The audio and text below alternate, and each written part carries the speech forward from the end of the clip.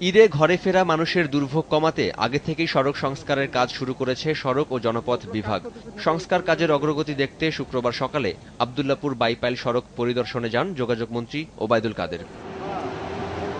পরিদর্শন শেষে পদ্মা সেতুর অগ্রগতি সম্পর্কে সাংবাদিকদের প্রশ্নের জবাবে যোগাযোগ মন্ত্রী জানান, বিভিন্ন গুরুত্বপূর্ণ বিষয়ে অর্থমন্ত্রীর সিদ্ধান্ত গ্রহণের বিলম্বের কারণেই এখনো পদ্মা সেতুর কাজ শুরু করা যায়নি। সেই সঙ্গে বিভিন্ন সময়ে করা তার বেফাঁস মন্তব্য এক্ষেত্রে বাধা হয়ে দাঁড়িয়েছে বলে মনে করেন তিনি। অর্থমন্ত্রীর অবাস্তব অবস্থান সময় মতো পদ্মার মূল সেতুর কাজ শুরু করার পথে বাধা হয়ে দাঁড়িয়েছিল। অর্থমন্ত্রী হিসেবে তিনি মাঝে মাঝে কিছু কিছু সুইপিং রিমার্কস করেন, যেগুলো জনগণকে হতাশ করে। আমাদের প্রত্যেকেরই দায়িত্বশীল ব্যক্তিদের আগ পর ভেবে কথাবার্তা বলা উচিত।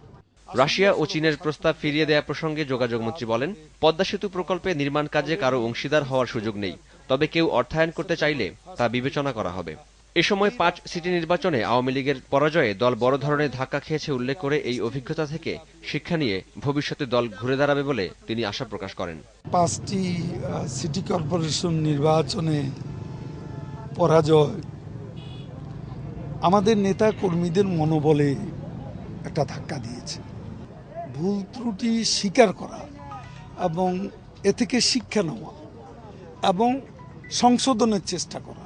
আমাদের মাননীয় প্রধানমন্ত্রী ভুল ত্রুটি সংশোধন করে নির্ভুল অগ্রযাত্রার সূচনা করতে যাচ্ছেন। আরিফুল ইসলাম, দেশ টিভি, ঢাকা।